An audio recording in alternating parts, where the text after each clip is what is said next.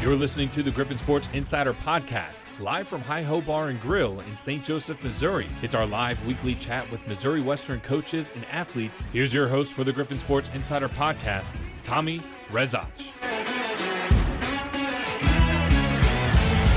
Continuing from Hi-Ho Bar and Grill on a Tuesday, January the 27th. It's our last show of this month. We'll be back again this coming Monday on our normal time at noon. But talking a big week, like we said in the outset, and that includes indoor track and field for the Griffins, as we're joined by that program's head coach, Sean Gosewisch. A lot of teams this past Friday backed out of a normally big meet, Rumble in the Jungle at John Lance Arena in Pittsburgh, Kansas. It still happened, but much smaller. But Mo West gears up for almost an equally big meet, I guess you could say. It's the Washburn Open this Friday and Saturday, Coach. So I know this track schedule is always so interesting, right? Because we add some get dropped. It's always fluid this time of year. But getting ready for a big event here this week. What are your hopes and expectations as you get ready for Topeka? Sure. I mean, anytime you miss out on a meet, due to weather last weekend, you want to capitalize on every opportunity you have left, right? So this has historically been a pretty competitive meet. And so really it's just about putting our best foot forward. We've had 2 weeks without here, since the 17th at Northwest. So, just step up to the competition and see where we are going into February, where things really start ramping up for us. Now, you can bring quite a few to this one, right? Like quite a few people compete. Yeah, we'll enter everybody that's healthy and eligible. And, I can't guarantee everyone will get in depending on meet limits. Sure. But, throw them all in and see how the cards fall. Okay, so Friday and Saturday, about what time will we get underway there Friday? Sure. Friday is going to be mostly like your 5Ks, your 600s, and then a couple of field events. So most of that's going to be in the afternoon around 2:30 to about 5:30, somewhere in that range. All right. And then Saturday will be everything else, everybody else, and that'll be a full-day affair. Yeah, starting in the morning, usually with field events, running events thereafter.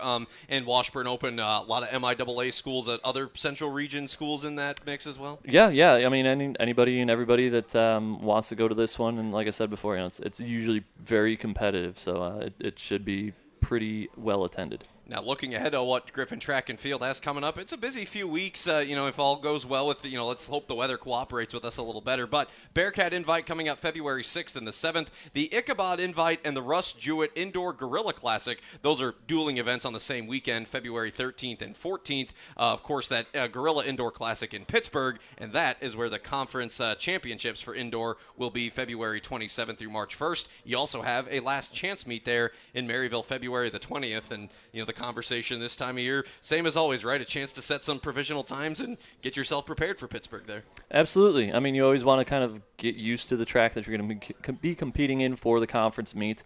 We missed that opportunity last weekend, unfortunately, but we've got at least one more to get out there and see what it's all about before conference. Yeah, again, so it's Friday and Saturday with the first day of the meet. A lot of distance events, which we know has been a strength of this program the last few years, the handful of field events, and then the big shebang starting Saturday morning, and we'll have complete coverage and results. It's the Washburn Open this Friday and Saturday. The Griffins, many MIAA schools, it's a big event, one of the bigger ones on the schedule. And I know the Griffins are rearing to go after having to stay home this past weekend. A lot of us had to stay home this past weekend with weather. So, Sean, thanks for coming out, and best of luck to your team this weekend. Appreciate it. There you go. Sean Gosewisch to lead us off, talking indoor track and field. We will take another break, and when we come back, we talk about a season that's just getting ready to go. Year number 2 of the Nicole Thompson era. Griffin softball, just like last year, will open the season in the Lone Star State. They go to Greater Dallas-Fort Worth, and they'll play 5 games over the weekend. We talk about that next on the GSI Podcast from Hi-Ho Bar and Grill. Continuing from Hi-Ho Bar and Grill on a Tuesday afternoon from St. Joseph. It's our live GSI Podcast, a chance to talk with all of our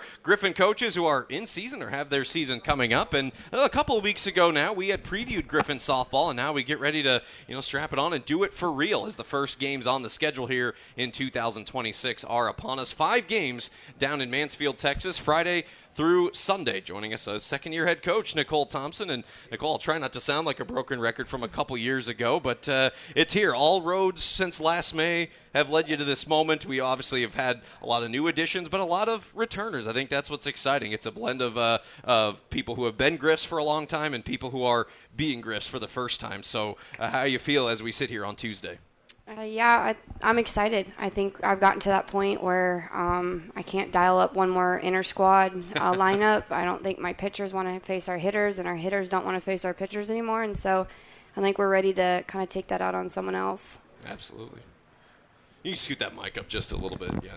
Perfect. Yeah, Good. there Okay. you go. Excellent. Yeah. Yep. And again, hitting the rewind button on last year, 32-21, 12-12 in the MIAA, a program that we know has had a lot of historic success, and that includes recently 4 straight years of 30-plus wins and 12 players added in the most recent signing class with the 11 returners. I think about, we had Maya Dwyer on the program a couple weeks ago. She's going on her 3rd year.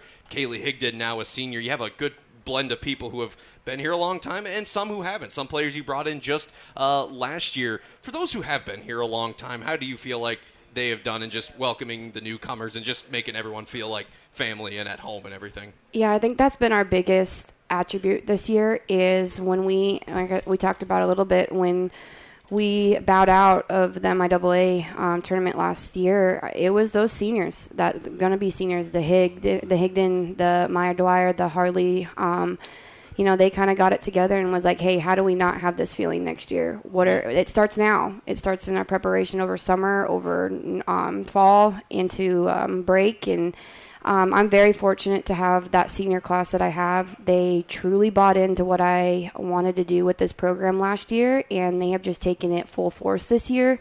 The hungriness, the relentless, the grind that they have put in over the fall, I can't say enough. I'm a real believer, clearly I want to be the leader of it, but I'm a real believer that if you have the team accountability and the team-led team, your group is going to go a lot farther, and I couldn't have done that without the Higgs, the Maya Dwyer, the Harley, and then even with some of our one-and-done years that have came in. We've got the Tori Sandoval and Lauren Morel, that's a senior that's coming in, and they're one-and-dones, but, they necessarily didn't get an opportunity at the school that they came from, and now I think that just puts them more hungrier than ever. So I think getting that culture right and getting, what we want to accomplish, and that starts with the little things and see where we're going from there. Yeah, a group of 8 seniors on the team this year. 4 of the top 5 hitters from a year ago back. 2 starting pitchers, Harley Pruding, of course,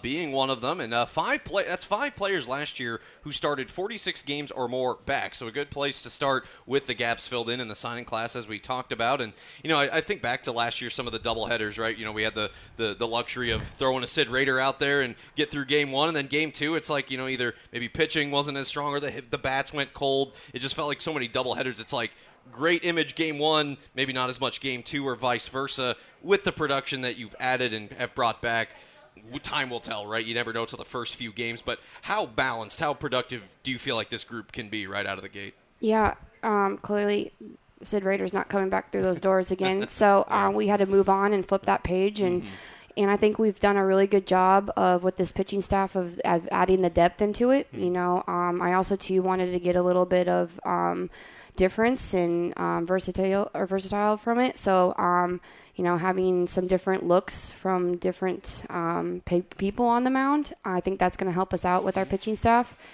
But also too, I think it came down to a lot of just the mental toughness of how do we get through adversity?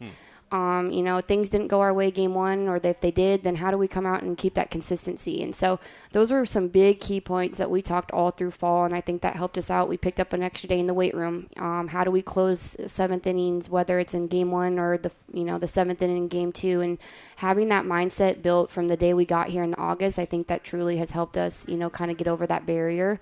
And then bringing this group back here in January of, how do we get through some of that adversity like we talked about, and how do we push through those barriers of when things aren't going our way? How do we make those games turn into wins, and how do we make those close things that we dropped last year go our way this year? And a lot of it too is a mindset of the confidence, like we talked about. I have top hitters coming back, and we're good. So own that and know that. And, I think we got to that point of believing in ourselves, and the only belief that we need are the people that are in this locker room. So. Yeah, well said there. As we're joined by head softball coach Nicole Thompson. So, as far as the lineup, I know you and Steph have an idea. How fluid is that still between now and Friday? Yeah, clearly, like I said, we've gotten the opportunity to do some live stuff in our great facility. We're very fortunate of having the indoor that we have, of being able to go live and get some lineup situations that we have. So, we've got the ones that we are hoping, and I told my team on Sunday when we stopped practicing of like, the preparation stops, this in a couple days, and now it's the fun time. Now, you put that grind and, that mindset into, the game stuff, and hopefully we've prepared them the best that we can, and now it's had their opportunity to go out and execute. But I think we're ready. I'm proud of this group.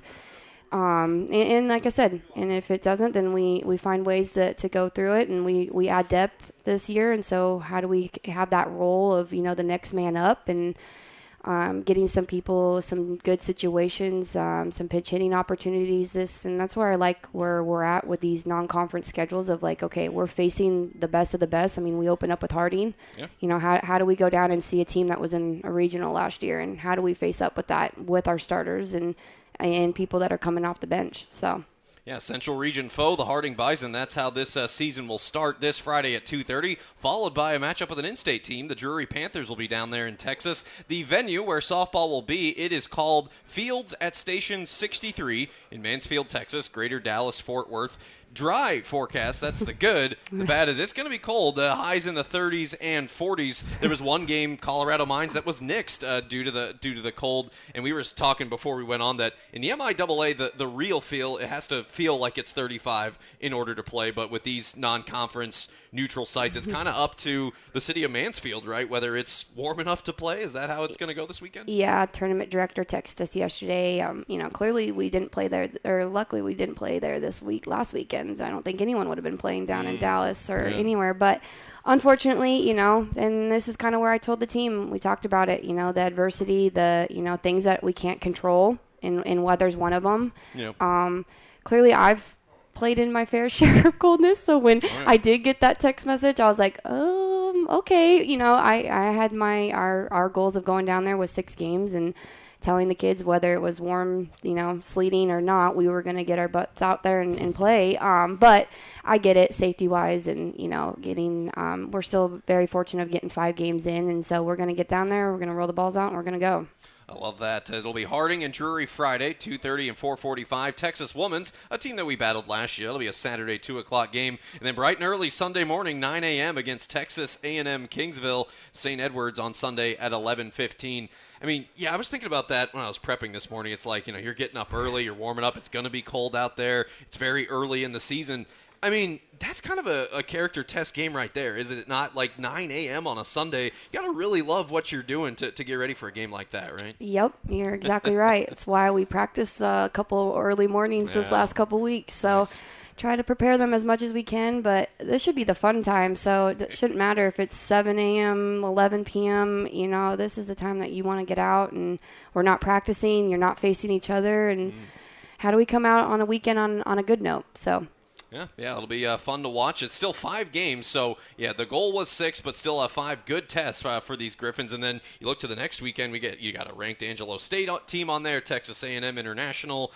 So the Griffins will make a return to it. That's also in Texas, right? The following week. Yeah, we're down in San Angelo. That's right. Which we'll talk about that next week, as we'll see how the Griffins fare here Friday through Sunday. Live stats, live streaming, recaps. The coverage is there for you on our website at gogriffins.com, and that is head softball coach Nicole Thompson. Nicole, I know we got a while till we're back at home at Spring Sports, but looking forward to seeing your team perform again this year, and good luck down there. Thank you very much. There you go. Nicole Thompson joining us on this part of the GSI Podcast. We still got quite a bit of show left. We'll take a break. We'll talk baseball. Their season's opening under first-year head coach Michael Keeran and one of his new players, right-handed pitcher Jackson Parrill. Yeah, we'll get to know a lot of new players on this Griffin team this year. They open up in Colorado. Home state of Nicole Thompson. They'll open in Denver, will the Griffins taking on Metro State of Denver. We discuss that next on the GSI Podcast from Hi-Ho Bar and Grill. We continue from Hi-Ho Bar and Grill on our GSI Podcast, our live weekly coaches show on a Tuesday this week due to the weather that we had over the weekend. But one team that won't really have to worry about weather in terms of precipitation, that's Griffin baseball, as they go to Colorado. And oddly enough, forecast highs in the upper 50s as the Griffins get ready to play Metro State Denver. Here to talk about it, first-year head coach coach Michael Keeran, and a senior right-handed pitcher originally of Maryville, Illinois, transfer of former MIAA school Lindenwood University, getting ready to be a Griffiths, Jackson Parrill up here today. So, gentlemen, thanks for coming. And, Coach, I know, I think the phrase you used, I saw the video, the season preview video our own Jason Holland put out, and I liked what you said. It's been kind of NASCAR for you, high speed, this last half year or so. But you've assembled that team. We've got the schedule out. Game week is here. And as we sit here on Tuesday, just how are you feeling about what's coming up here this weekend? We feel pretty good about where we're at. I mean, we just need to play at the end of the day. Like, we've got a lot of new bodies. We just need to play.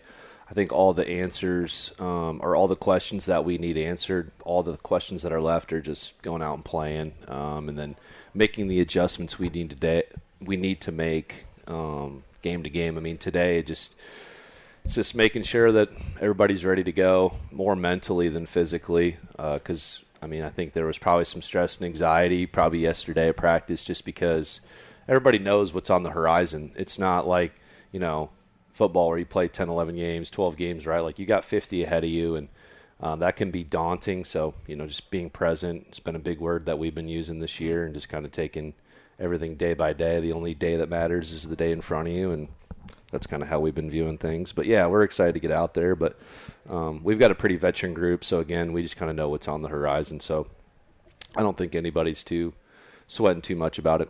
Good.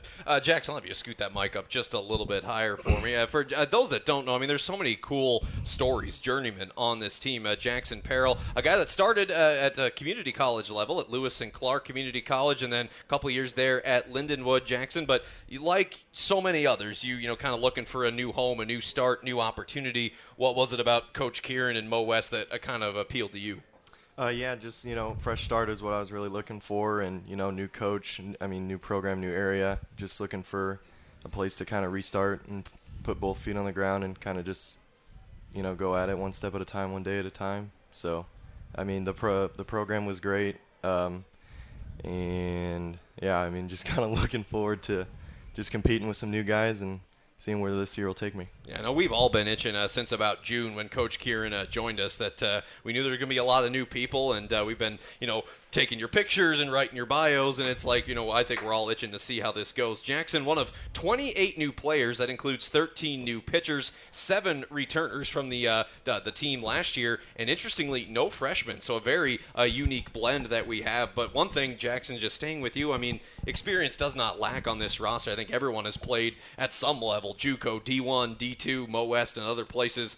Has that made this group a tighter bunch, just knowing, just the tapestry of stories and all the different journeys, and not everyone, but most people experiencing this here for the first time? How has that really brought this group together these last few months? Yeah, the culture's been great. We all have similar backgrounds, not whether it's last year not going too well or, kind of JUCO transfers. We're all just kind of having a fresh start, and I think that culture has been great. We all have the same goal in mind, and that's just to have the opportunity to play and go out and compete for one another and ultimately win a bunch of games this year. Yeah, kind of want to pose that same question to you, Coach. I think the phrase you used was island of misfit toys or something like that. Guys that maybe started somewhere, didn't go as planned, and now here they are. Clean slate. The sky is the limit. This is a program that I have talked that we've taken our lumps these last 6, 7, 8 years.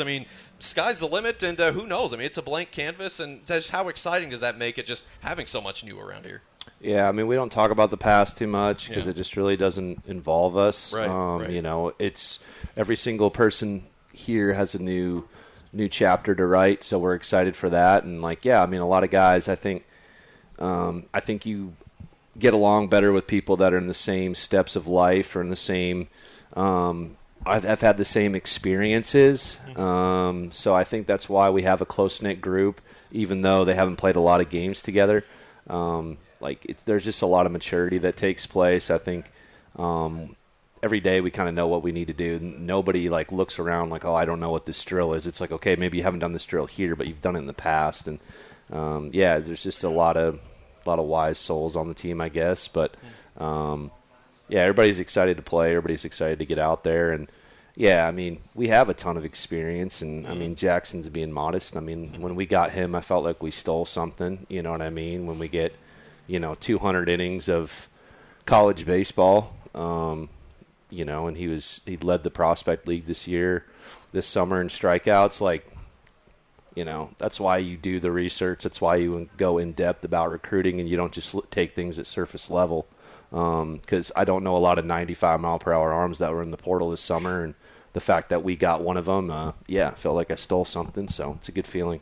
Michael Keeran, pitcher Jackson Parrill joining us on this part of the program. I want to shout out those 7 guys who are coming back this year: Blake Veneman, Josh Nolte, Jacob Ross, Easton O'Keefe, Carson Shear, Nate Herkin, Carter Schmidt. Those are the returners on this team. And I guess I'm just curious, what was kind of your message to the guys who were here, the guys that ended up staying, and how good of a job has that core done just welcoming some of these new guys? Yeah, I don't think we view it as like returners versus new incoming guys. I think a lot of those guys that are seniors that came back, like Veneman and Nolte, just took it upon themselves, and they stayed for a reason. And I think there's an old Michigan saying about staying and all that. So won't say it right now, because I know you're a Cornhusker fan. But big game tonight. Yeah. But what those guys have been great, and it's been a change for them. It's been a fresh start for them too. And I think they've done a really good job of not just, in baseball, it's whatever. We have a bunch of talent, but just how do things operate in Missouri Western? How do things operate in St. Joseph? I think the off-the-field stuff, like Veneman, with SAC and stuff like that, just to get our guys included in the campus and in the community is extremely important. It's important to myself and my staff, and they've done a great job of bridging that gap for us. It's been a while since I read your bio. You're from Michigan originally? No, I'm not. I'm from Iowa, but, okay. Iowa football, there's not to write home about. It is what it is. We're going to run the ball. We're going to punt. And we're going to somehow win 9 games every year. Iowa football, nothing to write home about. See, we agree on something. Well, okay. Let's not go there with it, because, I think we both know the series and what it's been in the history of, we know the Hawkeyes and the Cornhuskers. It's not a debate with football and corn and a bunch of other things. Oh, I love that. Okay, well, shifting right back to that, I opened Pandora's box with that one. Yeah. Looking at this series. That was your fault, not mine. It was. Right? Well, you said Cornhusker first. But anyway, looking at this series, Metro State, Denver, that's where we're going. They're the road runners, I do believe, and they are picked to finish second in the RMAC Conference this year, coming off of 33 wins in NCAA Regional. I was actually getting a little scouting report from Jackson. It sounds like a lot of arm talent back, maybe some new faces in that lineup. Obviously a good test out of the gate. What do you know about them so far?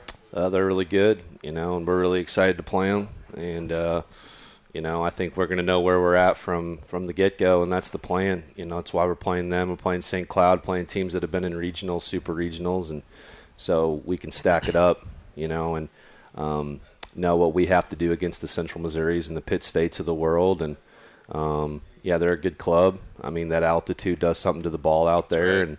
and if anybody's going to give them a run for their money with that, I think it's going to be us. We're built pretty good, and, we're probably only going to have one starter that's under 185 pounds in our lineup opening day. So we're going to be able to swing it with them. They've got some good arm talent a lot. I really like the bullpen arms that they've accumulated. So it's going to be interesting first series because I think offensively we square up really well with them, even though they were one of the best teams in the country last year, and we're not going to back down from that. And I think there's question marks on our side of the ball with the bullpen, and I think their bullpen's got a ton of talent. But again, same thing is they haven't thrown that many innings, but their stuff's really good. Same on our side. So it's going to come down to who plays better, which that's the reward you want early on in the year. If you play well, you win. If you play bad, you lose.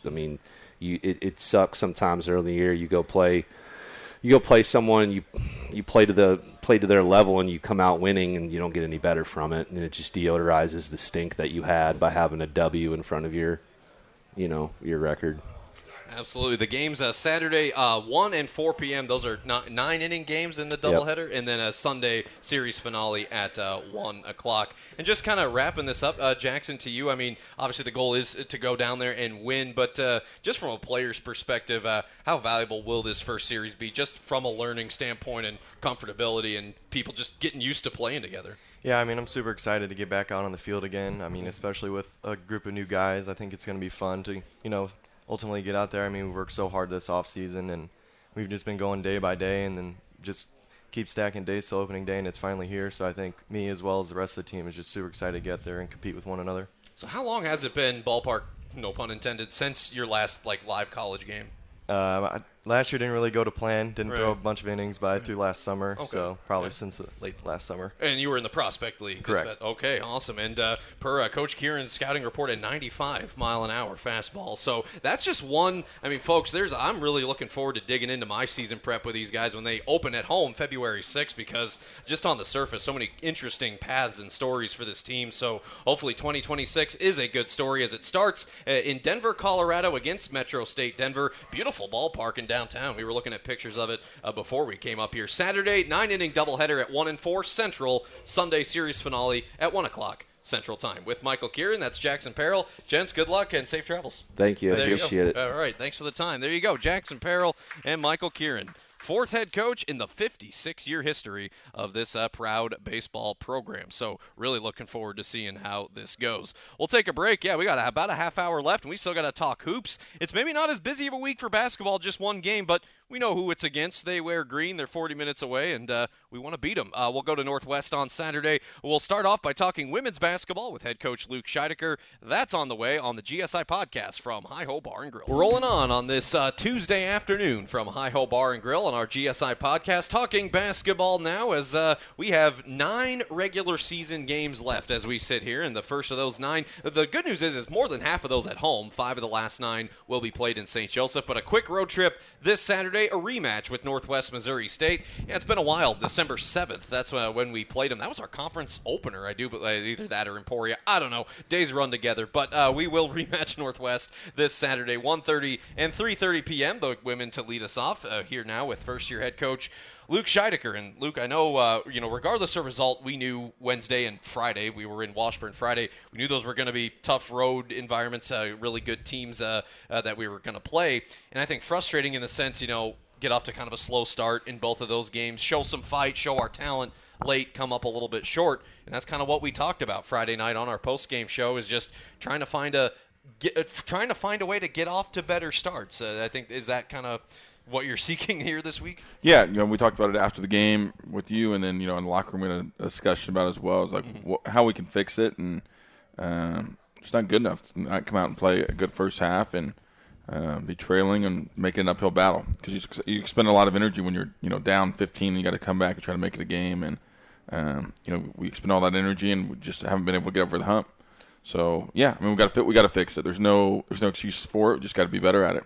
Now, Coach Fenwick hates when I do things like this, but I was crunching some numbers today and just kind of looking at it first half versus second half. Griffin women's basketball 1-11 when down or tied at halftime. Our record when we're up at halftime, 5-2 this year. The Griffin women have trailed at halftime 11 times this year, and that's by an average of 13 points. So it's like, if you could cut that even in half, be down only 5 or 6, I mean, that kind of changes things entirely, doesn't it? No question. No question. I mean, understanding, right, we have been a second-half team for most of the year, and understanding, what do we have to do to make that jump, and what do we have to figure out as far as, coming out more focused and understanding what the details we've been lacking on.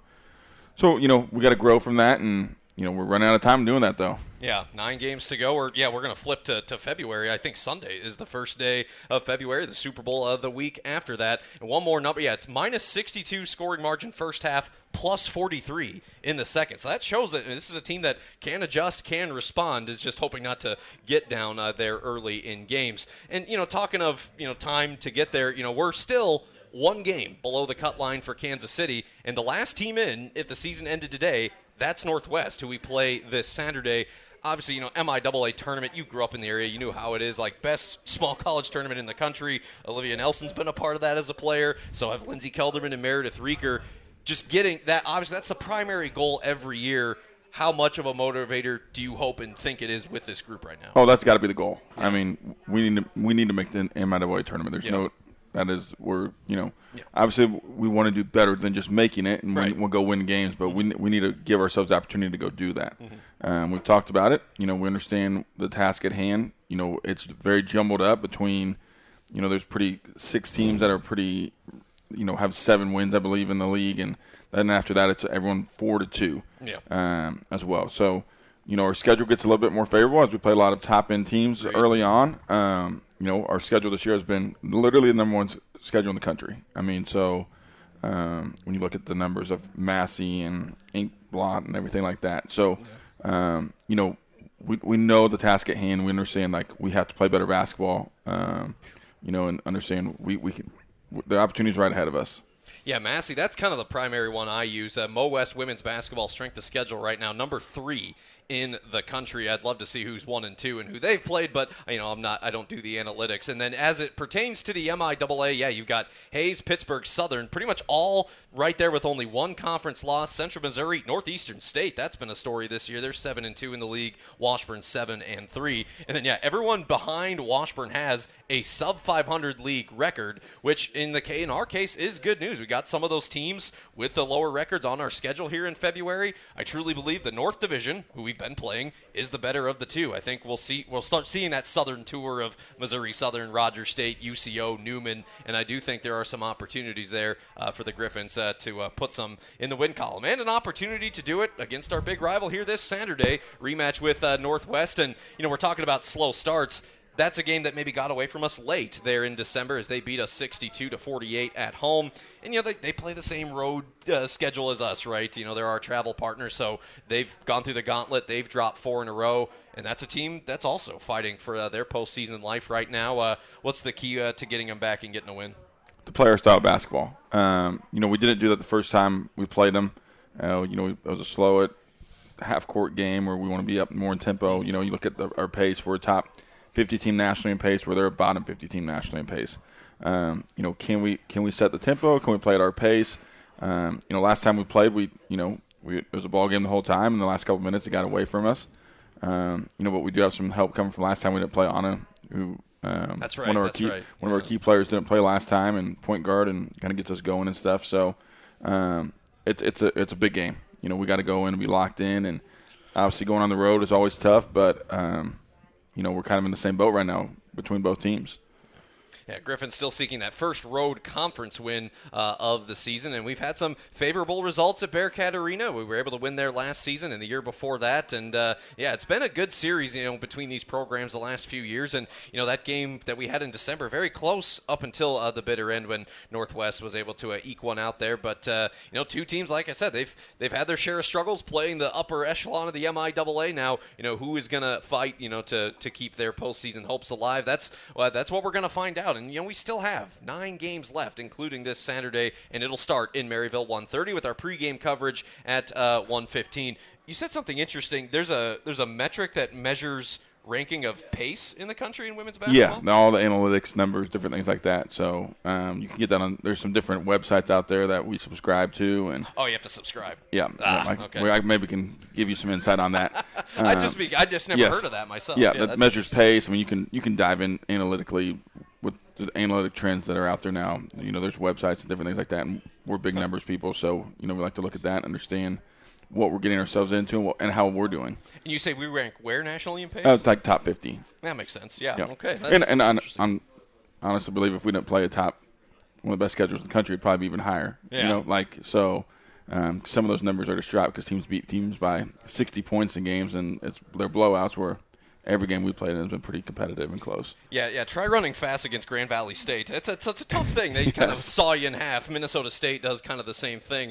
Those are the top 2 teams in Division II right now, undefeated. But as it pertains to us, at Northwest, with the women starting at 1:30, the men will follow at 3:30 and join us live for our pregame at 1:15. So, Luke, thanks for the time. Always appreciate it. We'll see you there. Appreciate it. There you go. Luke Scheidecker joining us up here to talk women's basketball. Again, I know it hasn't been the start that they've wanted, but, the primary goal to get to Kansas City is still very much alive. And as good of a battle it is atop the women's standings in the MIAA, the battle in that bottom half is going to be interesting, too. Who is going to fight to get those last couple of seeds? Remember, they take 10 of the 14 in the MIAA tournament, and we know how great that is, and we have fun going there, so that's still the goal, and it's still alive here as we enter February. All right, let's take a break. Let's talk more basketball. It's the men's turn to come up as they had a big week at UCM in Washburn, and just like our women, they will rematch Northwest, which was one of the finer performances this year when we hammered Northwest by 22 points at home back in December. So we preview that game next. Assistant coach Joel Hanson pinch hitting for Brooks McCowan today, but junior starter Will Kiburis, he'll be here. Will and Joel up here next to talk men's hoops on the GSI Podcast from Hi-Ho Bar and Grill. Final segment of the program today from Hi-Ho Bar and Grill, talking men's basketball. As we sit here, men's basketball, head coach Brooks McCowan, everybody else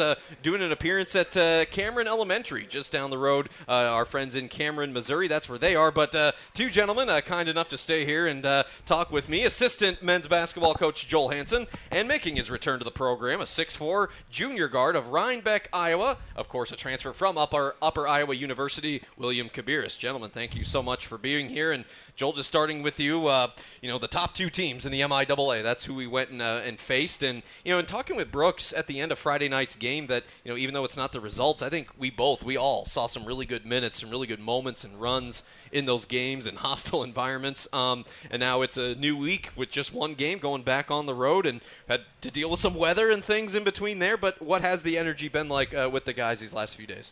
No, I think it's been really good. I mean, you play good teams, and you play teams that, take advantage of some of the things that you don't do as well. It really shows you some things that you got to work on. And, credit to the guys. They've come out these last couple of days and have really had a focus and an intensity of, fixing some of the things that we know we have to get fixed. And we wanted to talk to Will in part because he had a huge week across the board, a combined 44 points in the two games this past week, career best 25 at Central Missouri. Along with that, a combined 14 rebounds, 5 assists, 3 steals, 2 block shots. And Will, same thing. I know we were hoping for some wins there, but do you think this team proved something, especially Friday? we're sitting there down I think it was 20, and then going into the locker room down 13, you're like, hey, we can work with this. And before you know it, we had them at a 6-point game. We had them on the ropes at times that second half. Despite the results, do you feel like this team proved something to itself that, hey, maybe we're not quite there yet, but we're making progress? Yeah, no, I think we proved that, offensively we could score with the best of them, and we're night in, night out. We can go out there and have good nights, and now we kind of just got to put two sides of the ball together, and, playing good teams, you got to be able to do both things to, win. So offensively, though, I think we've been really, really solid, and, we could prove that we can, do that day in, day out, and be competitive in every game. Yeah. I think it was your mom who came up to me after the Kearney game on Saturday, and she had reminded me, I thought your last name was familiar. Your brother Jackson spent, I think it was 3 years here as a student assistant under former head coach Will Martin. Now he's on staff with Black Hills State men's basketball. How much did your older brother share with you just about his experiences here? And I know your head coach coming here was probably factor number one, but how much did Jackson's connection to this place factor into your decision to be a Griff? It helped a little bit. I mean, I already kind of had seen the campus and the basketball, program, and he kind of just helped me, go through it and kind of guide me, tell me what was happening, kind of how to do things around here, and so it helped a little bit. So Black Hills, is that Rapid City? Is that where he is? Spearfish, I believe. Oh, okay. How warm is it up there? Probably not too warm. Awesome. Yeah, so Will's older brother Jackson, again, was on staff from 2022 to 24 at Mo West. And Joel, this is the first time we get you up here, so always good to meet the new people that we have here on our campus. And, of course, for those that don't know or forgot, Joel was an assistant for Brooks McCowan at Upper Iowa last year. And we joke about this every time we see each other, Joel. One thing that he and I have in common is we spent about 9 months living in Crookston, Minnesota, and after that time we said, that's probably enough. Joel was on staff with the Golden Eagles there from 23 to 24 and was a grad assistant for Brooks McCowan prior to that at Upper Iowa. And before that, Joel, student manager at Iowa State beginning in 2018. So you've packed a few U-Hauls in your day going back and forth throughout the heartland, but with Brooks and now with Danny and this team, what have you appreciated about working with these guys just through the years? I mean, I know Danny has his history with Brooks too. Yeah, I think, especially just when I first came to Upper Iowa, working for Brooks, it was just like a guy that you really can work hard for because he, values your opinion, he values his players' opinion, and it's an up-tempo style of basketball. So it's a fun environment to be a part of, and I think, the most fun thing for me this year has been like being able to take that from Upper Iowa and bring it here. I think we've, have a good culture, a good player-led culture, and Brooks does a great job with that, but we've also been able to bring the up-tempo style and everything. So it's been fun to bring that to, a new place. And well, in that same vein, we talk about both of these basketball programs kind of starting from scratch, but maybe lesser so for our men, given that Brooks was able to bring 2 former assistants, 3 former players with him. How much has that continuity kind of help lay the foundation for what has happened this year? No, it definitely helps a little bit. Me, Noah, and Gav, we kind of already knew the system that we were going to be in and understand with our staff how everything was going to run, and then just getting a couple other pieces to kind of go along with it. It felt like we had that core group, and we just kind of expanded it a little bit, so it definitely made the process a lot easier. And I think I'd assume that he could keep that core group, and we can continue that in the future. Absolutely. An exciting start, and we've just played the gauntlet, and I do believe, too, like our women, I think we have some good matchups, some good opportunities in front of us, including this one on Saturday at Northwest Missouri State, another rematch here. And, my memories of the Northwest game, Ty Henry hits a buzzer beater right before the end of the first half, and then that kind of launched us into an awesome second half, and we beat them 99-77. But Northwest, they went into Central Missouri Friday, and thanks to a buzzer beater of their own, well, not quite a buzzer beater, they hit a shot with 2 seconds left, and that launched them to, let's call it an upset win at Central Missouri. That was a big one for a team that was kind of needing a win. And Joel, they, like us, get these extra days to prepare. And I don't care who the head coach is, going into Bearcat Arena and winning, something you really got to earn no matter who you are. So as you get ready for Saturday, just what are the big things you're focusing on? Yeah, I think that the extra days to prepare, I think it'll help with us, just being able to get back to work on some things that, just when you're playing every couple of days, you kind of have to be more focused on the team you're playing. But now with these extra days, we can kind of really hone in on ourselves a little bit. But, they're a good team. They've been playing really well lately, and they're going to challenge us in ways, and they're going to make us do some things. We're definitely going to have to execute what we want and need to execute. Now, real quick, just kind of wrapping up, I said that the team was making a trip to Cameron. For those that don't know, what are the guys doing up there today? I think the best way to describe it, I think, would be that, they came for Education Day and enjoyed it for Education Day, but I think they had to leave early for whatever reason, and they did not get to do the autograph session. So I think this is a eat lunch autograph session with the Cameron Middle School, I think. Yeah. Will, what was that like for you, just to play in that environment? It was a crazy experience, probably most people I've ever played in front of. And, it was loud. There's a lot of noise every play up and down the court, and it was really cool, having 4,000 kids cheer for you every time you make a bucket. So that was a pretty cool experience. Yeah, that was the second Education Day game where there was closer to 3,000, and that had schools from, Kansas, far northwest Missouri, and Cameron was one of those. So, yeah, really cool as men's basketball there, visiting Cameron Elementary this afternoon. But, like I said, these guys kind enough to stay here and do a good job pinch hitting for Brooks McCowan. And we get ready just in a few days. We'll go up to Maryville. Fortunately, a short drive up Highway 71. The men's game to start about at 3:30 following the women's game. And myself, Tom Smith, will be there up in the broadcast booth giving you the coverage on the Griffin Sports Network. So, Joel, Will, thank you, and good luck this weekend. Thank you. All right, appreciate the time. Joel Hanson and Will Kiburis, 2 of our friends who are at Upper Iowa now, would join us here at Mo West, and we're certainly appreciative of these guys and what they've done. And sitting here at 13-8, 5-5 in the MIAA. What a really, like I said, the gauntlet we just played, Hayes, Kearney, UCM, Washburn, the number 1 team in the country, of course, so that's who we just played most recently.